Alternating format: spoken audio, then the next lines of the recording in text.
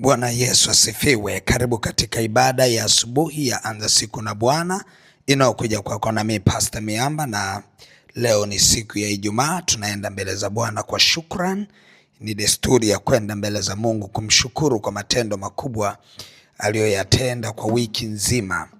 Na tunapoenda kushukuru lazima tuelewe dhana ya kushukuru, na tunaona zipo dhana ambazo Mungu amezieleza kwenye Biblia ambazo zinatupa sababu ya kwenda mbele za Bwana kumshukuru yeye. Tunamshukuru Mungu kwa matendo makubwa aliyoyatenda, lakini tunamshukuru Mungu kwa tuliyoyaona kwa macho yetu, na yale ambayo hatukuyaona lakini tuna imani ameyatenda, kwa sababu tunaelewa vita iliyopo katika ulimwengu wa roho. Lakini ni washindi, si kwamba ni washindi kwa sababu ni wapiganaji sana, hapana, lakini tunatambua ile neema Mungu aliyotupa ambayo tumewezeshwa, tumestahilishwa. Wengine hata hatukustahili kabisa, lakini Mungu ametusaidia, ametustahilisha. Kama Bwana angeamua afanye kutokana na ukamilifu wetu, si ajabu hakuna hata mmoja angeweza kuvuka, lakini Mungu ametuvusha kwa neema kubwa sana. Kwa hiyo tunaenda mbele za Bwana kumshukuru kwa sababu hiyo. Lakini sababu nyingine, tunaenda kumshukuru Mungu kwa sababu ya uhitaji wa mwanadamu kumshukuru yeye. Biblia inasema shukuruni kwa kila jambo, kwa sababu ni mapenzi ya Mungu. Yaani ni uhitaji wa Mungu kwa watu wake wamshukuru kwa kila jambo.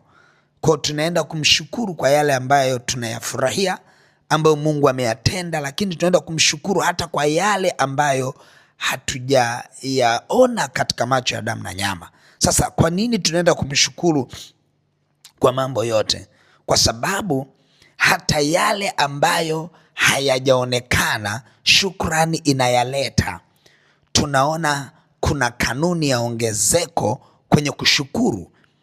Yaani tunaona jinsi ambavyo Yesu aliwalisha makutano. Ukisoma kitabu cha Marko ile sura ya 6 utaona vile ambavyo Yesu alikuwa akiwahubiria watu, alafu muda umeenda, alafu sasa wanajiuliza, tunawapa nini hawa watu? Tufanyaje tuwalishe hawa watu, na huku ni nyikani hamna cha kuwalisha na wana njaa, tufanyaje? Mitume wanajadili na Yesu. Halafu Yesu anauliza akasema, wapeni nyinyi chakula.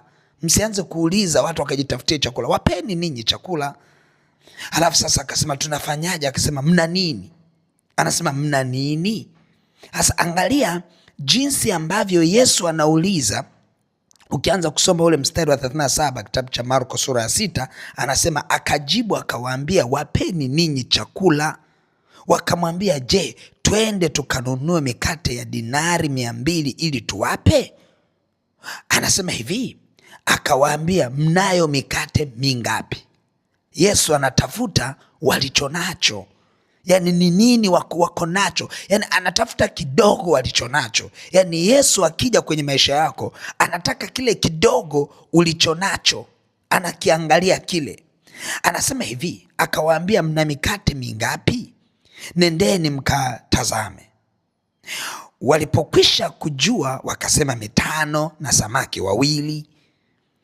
Akawaagiza wawaketishe wote vikao penye majani mabichi. Wakaketi safu safu, hapa 100 hapa 50. Akaitwaa ile mikate 5 na wale samaki 2, akatazama mbinguni akashukuru.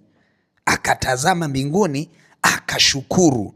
Akaimega ile mikate akawapa wanafunzi wake wawaandikie, na wale samaki 2 akawagawia wote. Ukisoma hapa chini mstari wa 42, wakala wote wakashiba.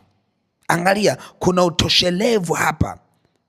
Ukisoma 43 anasema wakaokota vipande vilivyomegwa vya kuweza kujaza vikapu 12 na vipande vya samaki pia. Angalia hawa watu, Yesu anauliza kidogo alicho nacho apate kwenda nacho kwa Bwana kwa shukrani, ili kipate kuwa utoshelevu na utimilifu kwa watu wengi. Kwa unaona, Yesu alitafuta walichokuwa nacho kidogo ili apate kwenda nacho mbele za Bwana. Alikichukua kile kidogo alicho nacho. Una nini kidogo mbele za Bwana? Hicho unaweza kwenda nacho mbele za Bwana, ukaenda nacho kwa shukrani, Bwana akakizidisha hicho kidogo ulicho nacho. Nataka twende mbele za Bwana tumwambie Mungu, tulicho nacho ni kidogo sana. Amani nilionayo ni ndogo sana.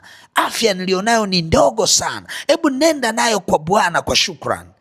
Angalia vile utakavyopata matokeo, yatakuwa ni yale yale kama yale matokeo ya wale wa Yesu alivyowalisha watu nyikani, maelfu kwa maelfu yao na masazo yakabakia. Yalianzia kwenye kidogo, lakini kilipopelekwa kile kidogo mbele za Bwana kwa shukrani, Bwana akakizidisha kile kidogo ulichokuwa nacho. Kwa angalia, una visamaki vingapi mkononi mwako? Una vimikate vichache vingapi mikononi mwako? Unaweza ukasema, Mungu, visamaki nilivyo navyo vya afya yangu ni hivi vidogo vichache. Mungu, vimikate nilivyo navyo vya uchumi wangu ni hivi vidogo vichache. Lakini kanuni ya Mungu ya shukrani, kidogo ulicho nacho atakifanya kiwe toshelevu. Akasema wale watu wakala wakashiba, na masazo ya vikapu 12 walijaza masazo katika vile vikapu, masazo, yani watu wamekula wameshiba. Angalia, makutano, amewalisha makutano kutoka kwenye kile kidogo. Wacha Mungu akaebariki maisha yako kwenye kidogo ulicho nacho.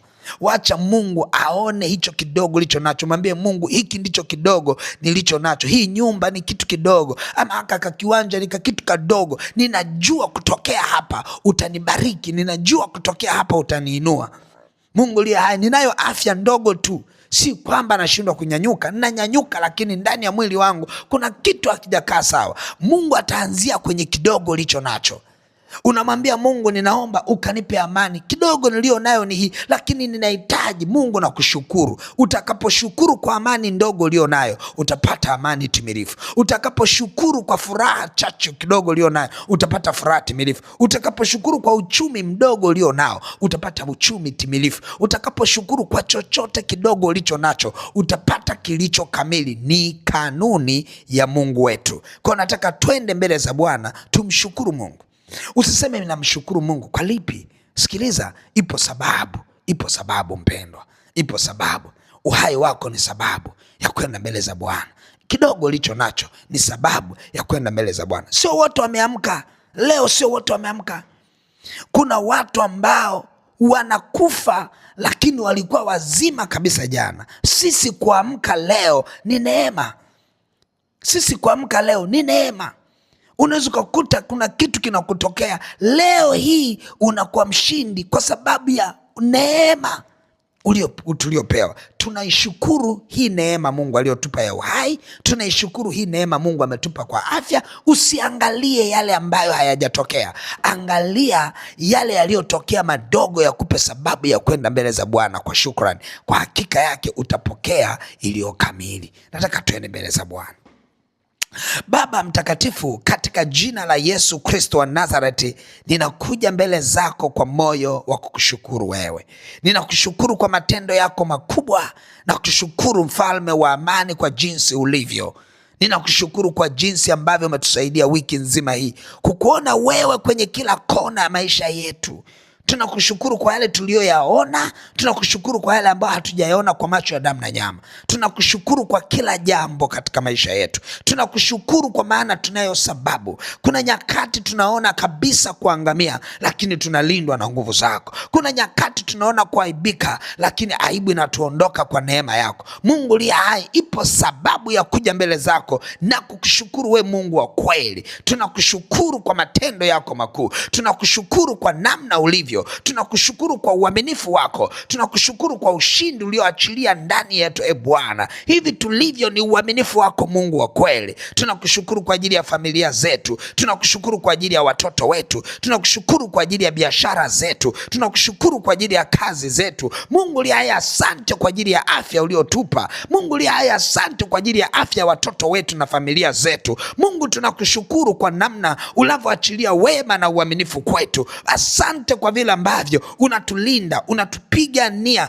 unatushindia. Adui alipokuja kwa njia moja, ulimwondoa mbele zetu kwa njia 7, ukatuhuisha, ukatupa furaha, ukatupa ushindi. Baba, nalibariki na kuliinua jina lako. Asante kwa wema na uaminifu wako. Pokea sifa, heshima na utukufu katika jina la Yesu Kristo wa Nazareti, Mungu aliye hai. Ninakushukuru kuanzia Jumatatu, ninakushukuru hadi leo, na kushukuru pia hadi tunapoianza Jumatatu nyingine. Ninakushukuru Mungu wetu, tunakushukuru kwa uaminifu wako. Hata pale ambapo hatukuwa waaminifu mbele zako, wewe ulidumu kuwa wa kuaminiwa sana. Umekuwa mwema kwetu na mwaminifu kwetu, Mungu wetu. Tunalibariki jina lako, tunaliinua jina lako, tunalitukuza jina lako katika jina la Yesu Kristo wa Nazareti, Mungu aliye hai. Baba, asante kwa neema na rehema. Sifa na heshima vyote ni vya kwako, ni katika jina la Yesu Kristo wa Nazareti, amen. Mungu wangu akubariki sana, na tuna sababu ya kwenda mbele za Bwana na sadaka zetu za kumshukuru yeye. Ibada hukamilishwa kwa sadaka. Tunapoenda mbele za Bwana na sadaka zetu, tunaikamilisha ibada yetu. Kwa hiyo tunapoenda mbele za Bwana na sadaka za shukrani, tunamwambia Mungu, angalia sadaka zetu hizi, angalia shukrani ya mioyo yetu. Kwa utashika sadaka yako njema kwa Bwana, utaiachilia kwenye ile lipa namba ya M-Pesa ambayo ni 577876 au namba za mawasiliano 0713842123 au 0744982517. Mungu wangu akubariki na uwe na wakati mwema. Amen.